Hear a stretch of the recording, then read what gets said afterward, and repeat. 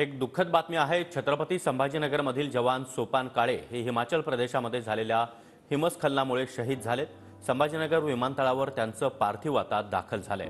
दुपारी 2 वाजता पळशी खुर्द या त्यांच्या मूळ गावी त्यांच्या पार्थिवावर शासकीय इतमामामध्ये अंत्यसंस्कार केले जातील। तर ही काही लाईव्ह दृश्य आपण पाहतो आहोत। पळशी खुर्द या गावी शहीद जवान सोपान काळे यांच्या पार्थिवावर अंत्यसंस्कार केले जातील। आणि विमानतळावर आपण पाहतोय की केंद्रीय राज्यमंत्री रावसाहेब दानवे त्याचबरोबर भागवत कराड हे देखील या ठिकाणी उपस्थित आहेत। आणि या संदर्भात अधिक माहिती देण्यासाठी आमचे प्रतिनिधी दत्ता कानवटे सुद्धा सध्या आपल्या सोबत आहेत। दत्ता, शहीद जवान सोपान काळे यांचं पार्थिव आता छत्रपती संभाजीनगर विमानतळावर दाखल झालंय।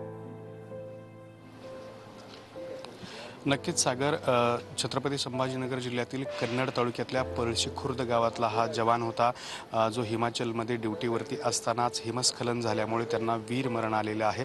या शहीद जवानाचा पार्थिव देह छत्रपती संभाजीनगरच्या विमानतळावरती आता दाखल झालेला आहे आणि या जवानाला श्रद्धांजली अर्पण करण्यासाठी या ठिकाणी संभाजीनगरचे पालकमंत्री संदीपान भुमरे, केंद्रीय रेल्वे राज्यमंत्री डॉक्टर रावसाहेब दानवे, त्याचबरोबर अर्थ राज्यमंत्री डॉक्टर भागवत कराड हे सुद्धा या ठिकाणी दाखल झालेले आहेत। या शहीद जवानाला या ठिकाणी सध्या श्रद्धांजली अर्पण केली जाते आहे।